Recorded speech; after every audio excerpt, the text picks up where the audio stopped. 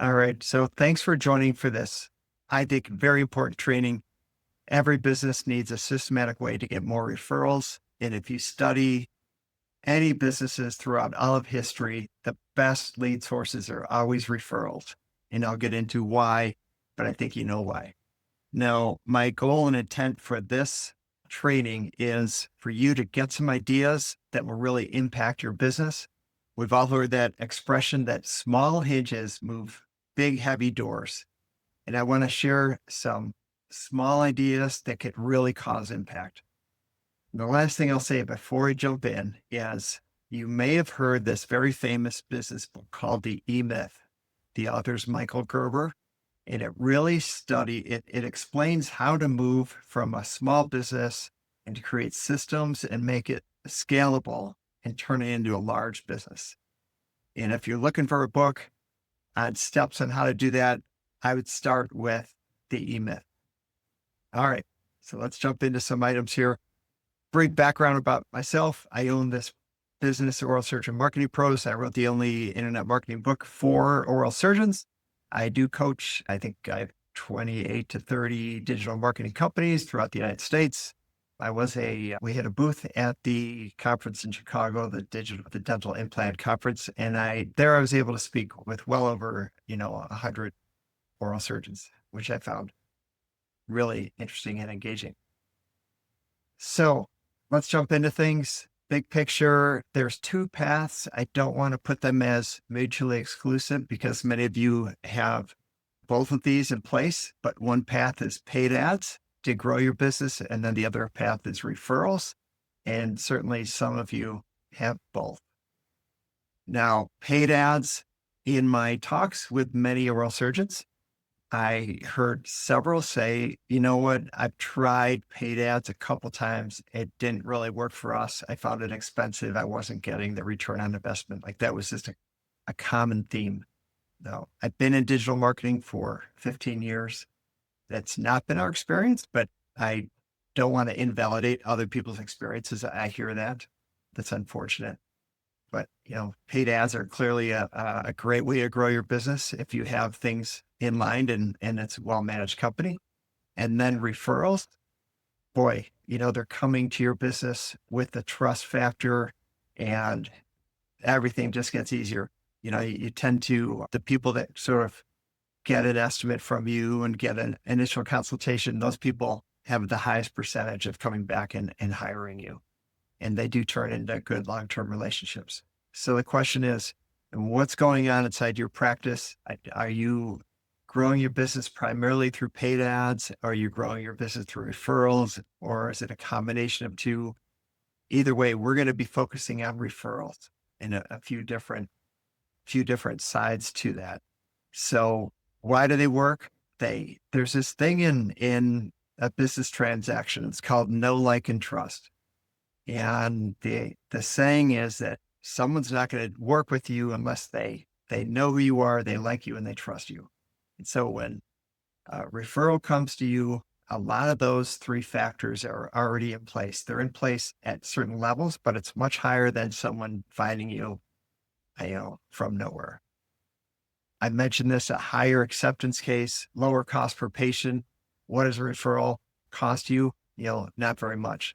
Maybe a gift or a phone call and a note to the general practitioner that sent them your way or the patient that sent them your way.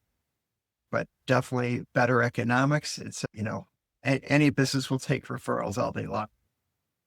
In a lot of companies, they miss this. They might have tried to set up a referral program and they didn't really see much that came from it. I will say this. I've had I've had several businesses and I've helped coach and manage many other businesses.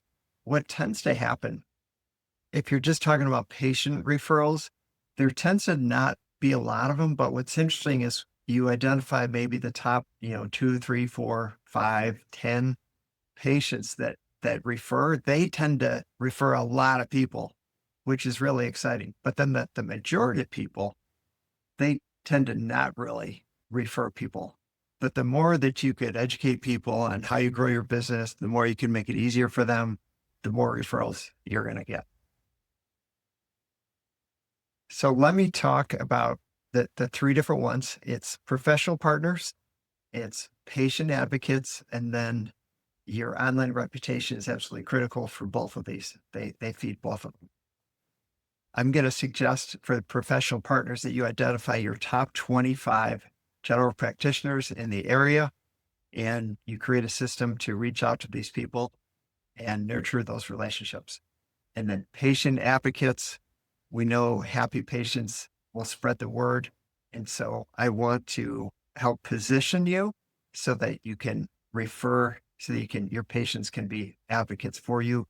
And then I want to give you some tips on your online reputation. So that's kind of where we're going with this training. All right. So you've heard of lunch and learns. This is a really common practice. It's where you offer, let's say once a month, kind of an educational format for any general practitioners in the area. Some oral surgeons will offer this in the morning because it doesn't interfere with any kind of patient appointments. It's before the day starts. They might start it at 7, they might start it at 8, whatever makes sense. But the reason why referrals don't work, there's a few reasons listed here, but I want to add one, but clarity, like general practitioner definitely needs to know what are you good at, what do you specialize at, and have good communication. Just because you're an oral surgeon, you might not want all the things that people tend to think that an oral surgeon does. I certainly know this for sure. And just having clarity is absolutely critical. Communication, if you get a referral from a general practitioner or a specialist, you really gotta be in touch with them. You need that initial phone call from your office. Thank you for referring them. You need to update them on if they came to the office, if you don't work with them. That kind of communication is really comforting, and that will only create more referrals from the GP or specialist. And then, of course, they need unwavering confidence. And that goes for your online reputation, but also how you handled every situation. So if it's a dentist that has been seeing a patient for a long time and suddenly you get a referral, you know that person's going back to the dentist and you know that they're going to give feedback on how it went when they went to your office. So you really need to have an amazing experience, especially if you're trying to build into that relationship to get more referrals. Now, the other thing that I'll add here is I find that these referrals in the professional partner area are often top of mind kind of scenarios in that they might be working on a patient and they're thinking, who should I refer this to? And then if your name comes to mind, there's a good chance you'll get that referral, but you have to be top of mind. So that's just kind of how it's going to work. Excuse me. So that gives you an idea of some of the factors that cause some breakdown if you don't have these in place. Lunch and learns are great to do. I give you some tips or ideas on how to manage your top 25. So if you were to pull up on the internet that like identify the top 25 general practitioners or specialists that you would like to receive referrals from, that's going to make sense for your business, I'd recommend to kind of tier those and try to identify the potential of those, but you're going to need to track any referrals that you get. And even if, sometimes people don't set up systems because they think, oh, I'll remember. There's not that many that come in. I could just remember. I would avoid that. I would set up those systems so that as you grow and as you scale, it's going to be in place. It's one less thing that you have to remember, but also you're going to have accurate information. You're going to be able to identify your top referrals. And then you are in a better position to kind of tier these relationships, because if you're working someone and you're not getting any referrals, you might not want to keep investing heavily into that. But if you have a top referral, you're going to want to spend more time with that person. So here's some ideas on how to sort of nurture these relationships. So for tier A, you can do personal visits, drop in, maybe drop off some crumble cookies, which tends to be the hot item to hand out handwritten notes.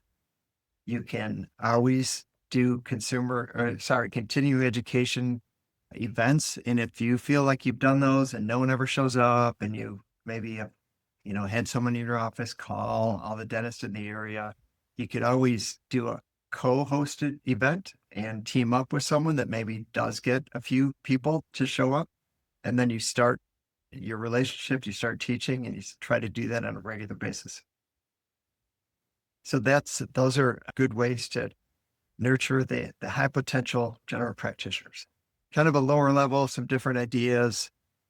You can send monthly emails. You can create a monthly newsletter.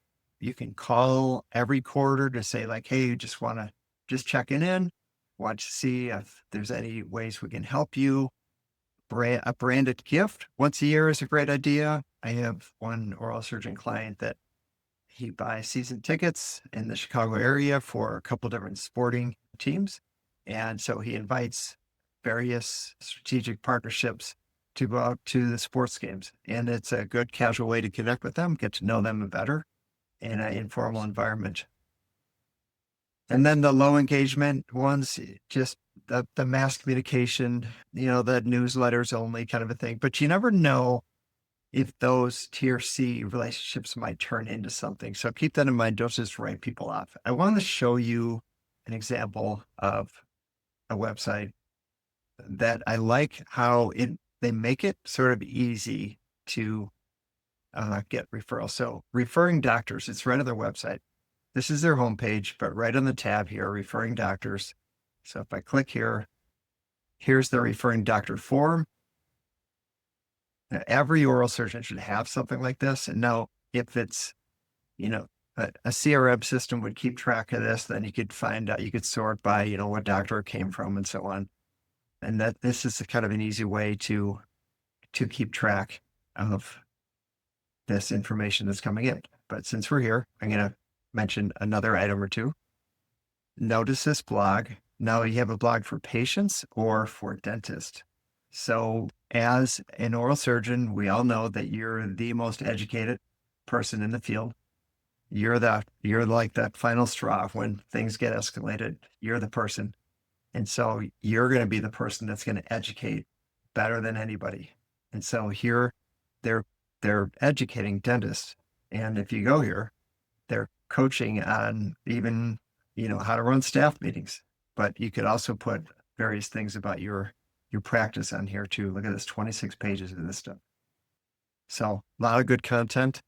And that's a great way to market in today's world, is just come from help, educate, and try to empower others. I think there's the new patient forums. I really like this as well. Just make it easy for people on all this information, even online videos, educational, they can learn. And there's something that happens inside of us when we learn from someone, we sort of feel like, oh, I know this person's been helpful to me. So it's just a good example.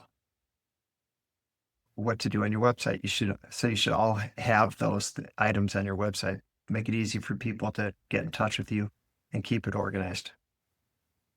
So high impact outreach would be personal touches, a call, a handwritten note. Handwritten notes that stood out for the longest time, forever. Like someone in today's digital world, handwritten notes stand out even more so. And snail mail, it's always nice to get like a real, like handwritten letter, like someone took the time out to write this note. It really stands out. Showcasing real results builds trust. So co-marketing opportunities, spotlighting a referring general practitioner on your blog or social media, and then you could call them out, and then your social media post gets visibility through them. Making it easy for people. If you choose to visit a dentist, hey, I was in the area, just wanted to drop this off. We make this for dentists in the area. It's just a simple sheet on how to refer people to us. And then you have a laminated referral guide. It's another kind of easy drop off with your crumble cookies that you drop off. And it's just a way, remember I said top of mind, it's a way to kind of like, here I am just visiting. And there's this law of reciprocity, is that when you when you give to others, there's something inside of us that wants to kind of respond and respond back. So it's just how it works. So reach out to people, be kind, give, educate, help them succeed, and then it will come back to you. This slide is just kind of a disclaimer. I just want to mention things about gifts. There are some laws. You don't want to give too much, right? There's a saying, quid pro quo, which is a Latin term, which is something for something. So there are laws against like, okay, I'll give you a referral if you pay me off. You don't want to get into that. It's not professional. It's not why you're looking for referrals. You're looking to help people, and you just, the gifts that you drop off or give to somebody, you don't want them to be too over the top. I'm not an attorney. If you want to pursue that path, get your own legal advice. All right. So I hope there's some ideas there on how to nurture the general practitioner and specialist relationships. I want to shift a little bit over to patient advocacy. So planting the seed with your patients that you grow your business through referrals.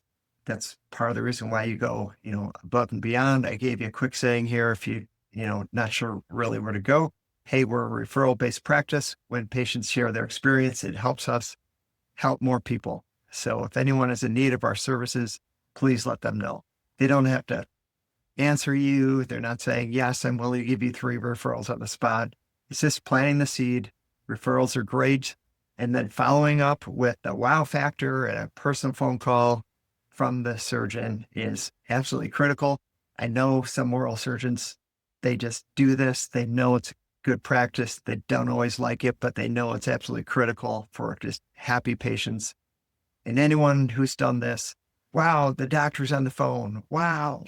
And it's a short phone call. It's really short, but you're just checking up on them, want to see how they feel, just go from there. And it just goes a long way. It's such reassurance on the patient side. Now, if you're an oral surgeon, you don't make these calls. Certainly you've heard someone say, oh, you got to call the patients. And you're like, I'm fine. My business is fine. If they have an issue, they can contact me. I'd encourage you to call. You're making a tremendous difference in people's lives with that, just with the services that you do. But that personal touch goes such a long way. And it does create that wow factor. How many doctors actually call and say, hey, how you doing after the surgery? Feeling okay? This goes a really long way. And then Google reviews are absolutely critical. The more reviews you can get, the better. The more 5-star reviews, it's absolutely critical. I want to mention something about reviews.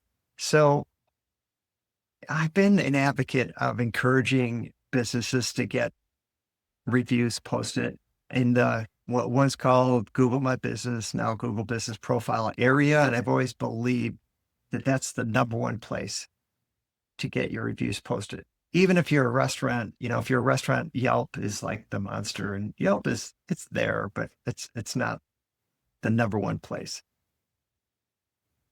What a new player in town is AI. And the number one AI tool is ChatGPT. We've all heard of it, but 59% of the people are using ChatGPT, and more people are actually searching on ChatGPT to do their research.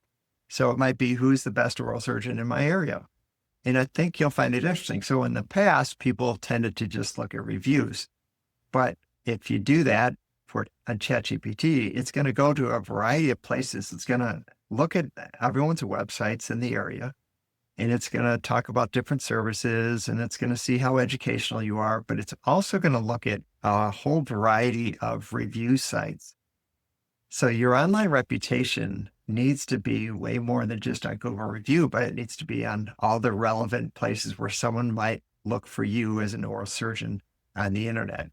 So as time goes on, AI is going to play a more important role. More and more people are getting comfortable and used to using it on a regular basis.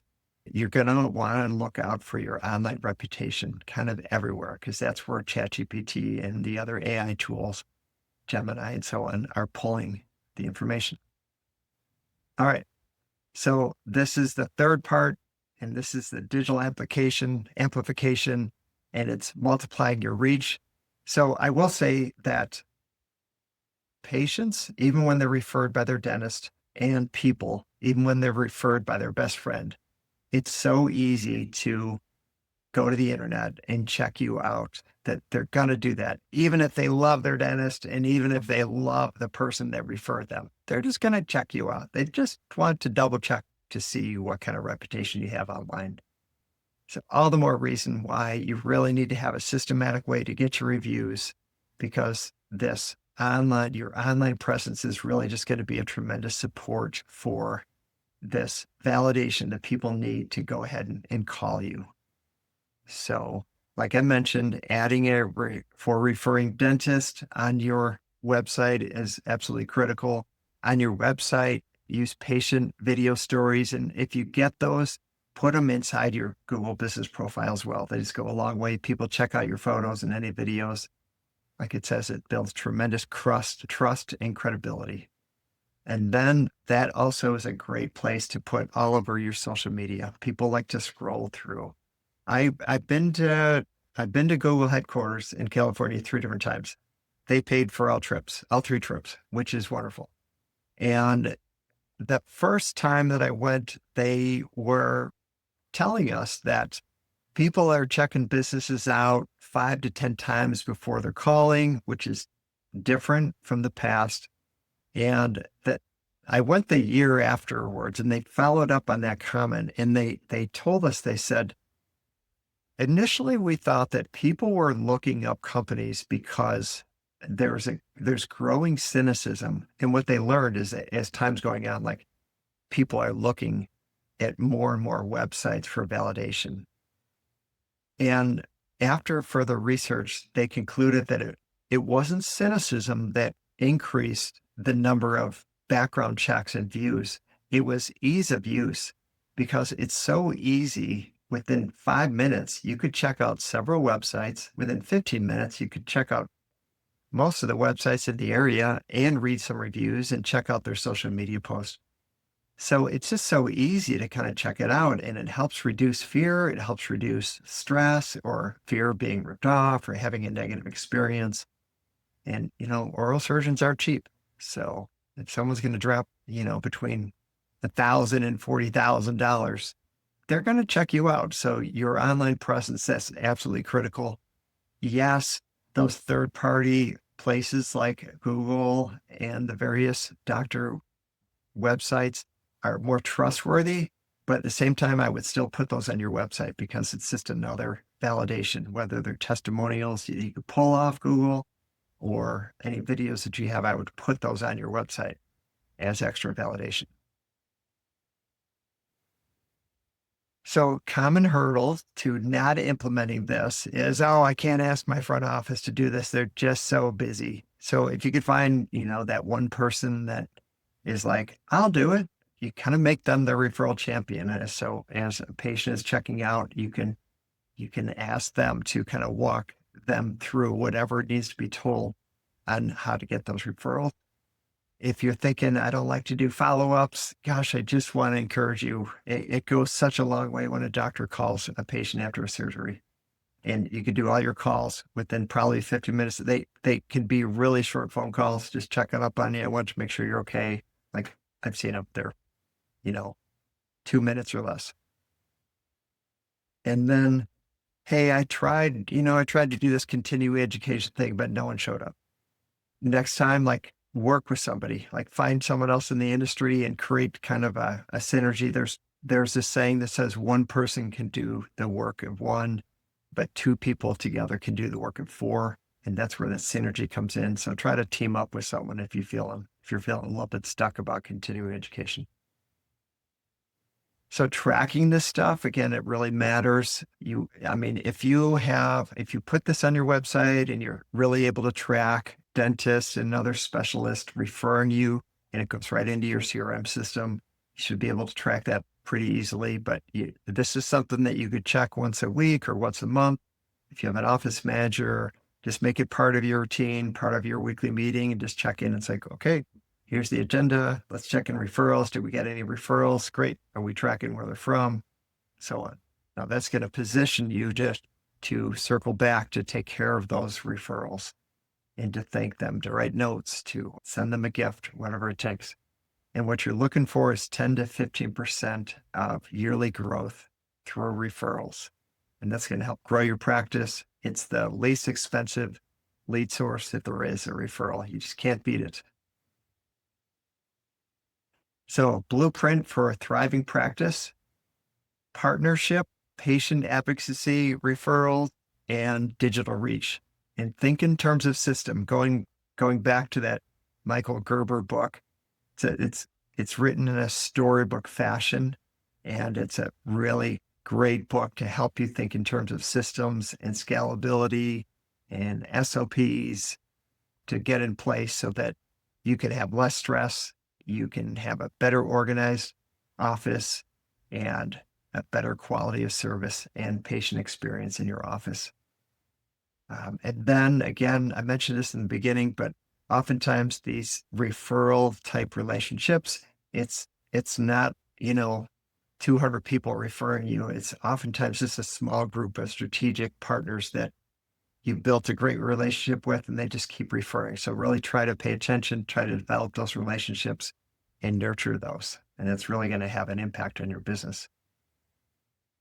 Just so you don't feel like you need to implement all of this immediately, this might be a nice path. If you don't have these systems in place, or you just need to kind of revisit and improve those and maybe add some more structure, month one is try to revisit the groundwork. Have we identified our dream 25 partners that could refer us?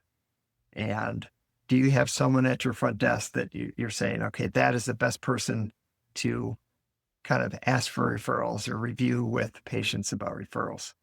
And then, this is probably more for you than anyone, but are you following up with your patients to create that wow factor, that experience? And then month two, you can get out a newsletter, create a systematic newsletter that is educational and creates that top of mind, schedule strategic outreach. Maybe you figure out on your 25 how to just, hey, I was in the area, I just wanted to drop this off and say hi, introduce myself. I'm an oral surgeon down the street. If I could be of help, let me know. And by the way, I'm doing a lunch and learn in a couple of weeks. Here's some information about it. It'd be great if Dr. Whoever can come by that and visit. Make sure your website, and make it really easy for dentists and other GPs to refer business to you. And then launch a partner spotlight on social media or your blog. Plan to co-host an event, and continue to review the feedback that you're getting and continue to nurture those relationships. That would be like a great 3-month game plan. And come fall, you'll have that in place, and then your business can kind of grow from there. And again, it's an amazing return on investment. I've managed millions and millions of advertising dollars, and referrals is always where it's at. Not every company has a great system to nurture those. So I always love to go here towards the end of a webinar training. Do you have 3 items that you could implement and improve upon? Write those down, take action. And another thing I like to say is ideas are cool, but success happens with implementing. So the faster you can implement, the more success you're going to have. We live in the information world, and before you know it, there's going to be some other information coming at you. So if you could implement this right away, the sooner the better. If you're interested in talking with me, I'd love to spend 10, 15 minutes with you and just review what you have in place. If I can give any tips or pointers, I'm happy to do that. Please reach out to us. And if you're interested in growing your practice more like to kind of explore what paid ads would look like, what I do is a discovery call, kind of get a background for what you're looking for. And then we could do research about your online practice, even look at your competitors, and look what I always tell people. I always give them an honest viewpoint. I like what you're doing here. This is great. I see opportunities here. These guys are crushing it for you. I could see how that might be competing with yourself, and kind of go from there. Here's information how to reach us, oralsurgeonmarketingpros.com, or you can call us, or you can scan that code, and I believe it goes right to a calendar and schedule a time for us to talk. All right.